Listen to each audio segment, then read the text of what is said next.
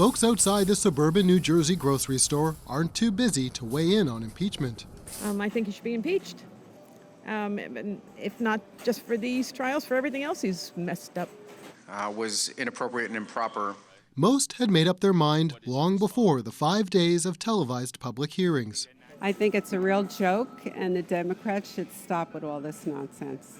I think they decided to remove it right the day that he was inaugurated, didn't they? Does it matter what you hear in the impeachment hearings? No, because he is a criminal. Being an independent, is that sort of a lonely road to walk sometimes? Well, yeah. Caught in the middle of the partisan rhetoric are independents like Sue Davies. In New Jersey, 40% of voters are unaffiliated, more than either Democrats or Republicans.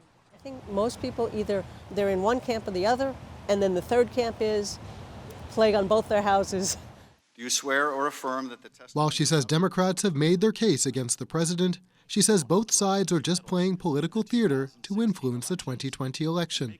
Nobody has their eye on the American people and what the American people want. In this part of New Jersey, voters chose Trump narrowly in 2016, then went with a Democratic congressional candidate in the 2018 midterms. I'm trying to go in with an open mind. I'm trying to watch the proceedings, the evidence. 66-year-old Steve Barrett is a former Republican turned independent. He's followed the hearings daily, but hasn't made up his mind. As I say, I'm not going to be convinced until all the evidence is in. And if I have the opportunity to look at the evidence and form an opinion, I'll form an opinion. Richard DeLuca left the Republican Party during the Nixon years. He wonders if any amount of evidence will be good enough. Something more has to happen, otherwise he'll wind up being, he'll be acquitted by the Republicans, and then what have we got? More stalemate, nothing being done. With the Democratic-controlled House likely to impeach and the Republican-controlled Senate appearing unlikely to convict, Barrett worries what message that sends. My fear is that if the evidence adds up and he's acquitted anyway, then we've established a dangerous precedent for future presidents to flaunt the law.